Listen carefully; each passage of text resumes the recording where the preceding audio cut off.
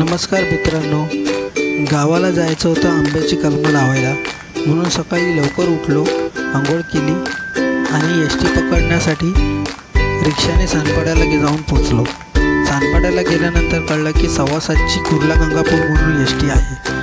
ती S T मला भेटली. एस टीत चढलो आणि कंडक्टरच्या बाजूला बसून तिकीट काढले. मला कंडक्टरच्या बाजूची सीट भेटली. हे बघा कंडक्टर भाऊ कसे टेन्शनमध्ये मोबाईल बघतात. त्यांना काहीतरी झालं आहे असं वाटतंय, पण तसं काही नाही, ते विचार करतात, त्यांचं त्यांना माहिती. तिथून पुढे गेलो. ही बघा ही गाडी जी पुढे चालली ती आम्हाला पुढे जायला देत नव्हती.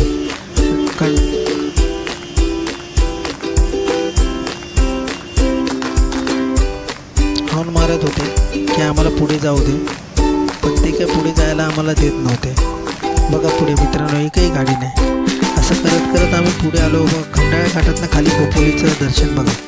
खोपोली बघा पूर्ण खोपोली सिटी कशी दिसते आणि हे खंडाळा घाटातले धबधबे बघा. निसर्गरम्य वातावरण, कसं वातावरण मस्त आहे.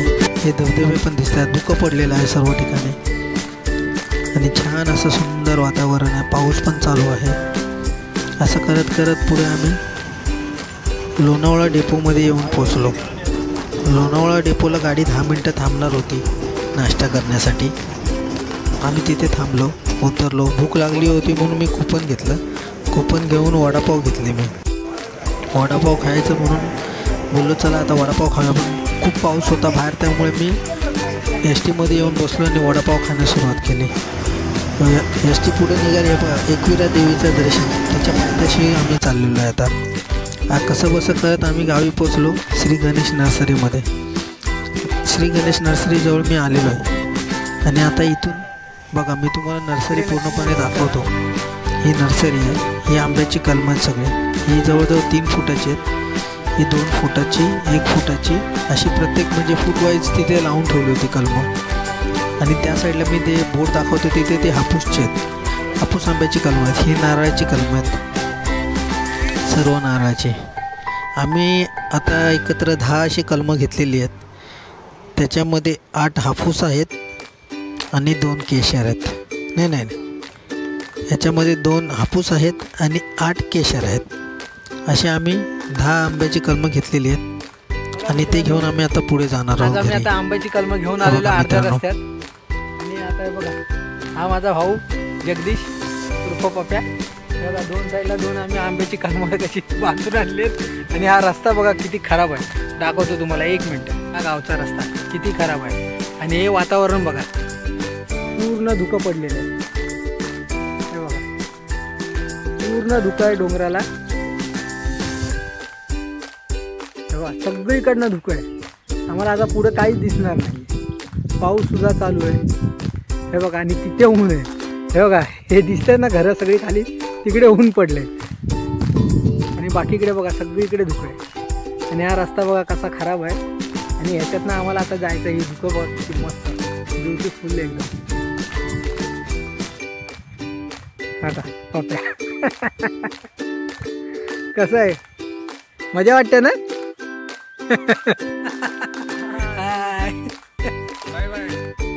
चला आता निघूया. पाऊस यायला लागला, उशीर होतोय. अजून कलमं लावायची पण आहे. चला भेटूया. बाय.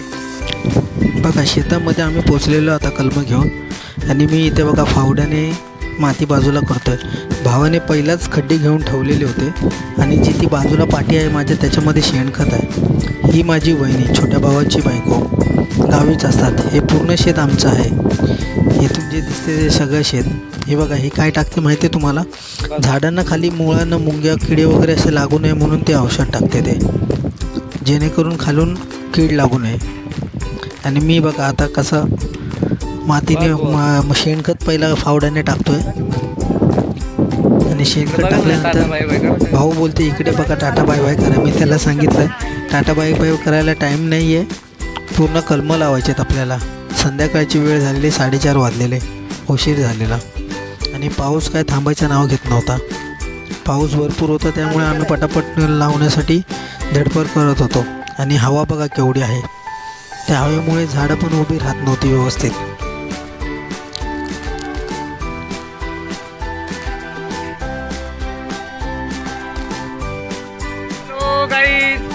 ही माझी बायको आहे. ही आम्ही झाडं लावलेली आहे बघा. हापूस आहे आणि केसर आहे. आम्ही 10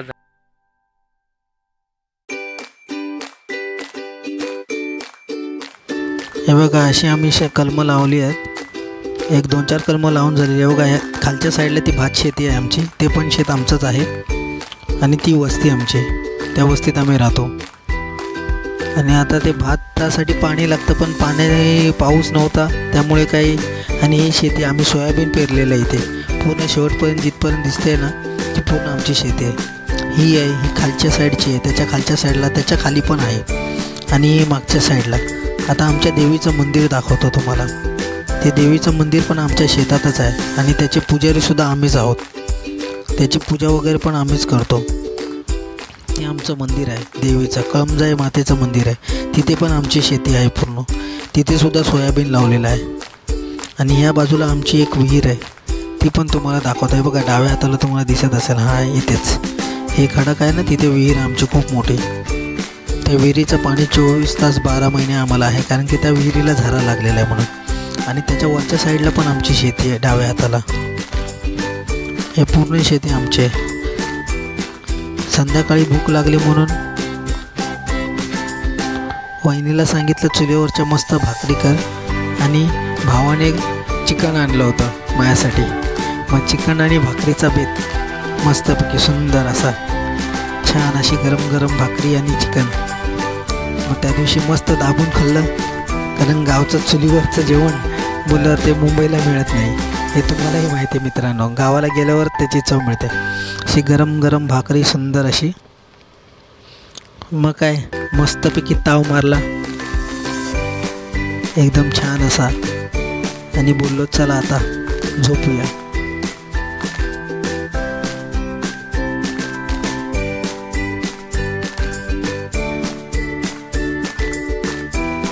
हाय मित्रांनो, गुड मॉर्निंग.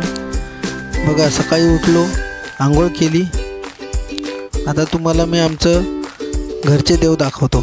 हा बघा हा देवारा आहे. हे घरचे आमचे देव आहेत घडवलेले. आता पूजा करूया, पाया पडूया, नाश्ता करूया आणि निघूया मुंबई डायरेक्ट. बाय. चला. बघा मित्रांनो, जर तुम्हाला माझा व्हिडिओ आवडला असेल तर माझ्या व्हिडिओला लाईक करा, शेअर करा, कमेंट करा आणि सबस्क्राईब करा आणि बेल आयकॉन जरूर दाबा. चला भेटूया आपण नेक्स्ट व्हिडिओमध्ये.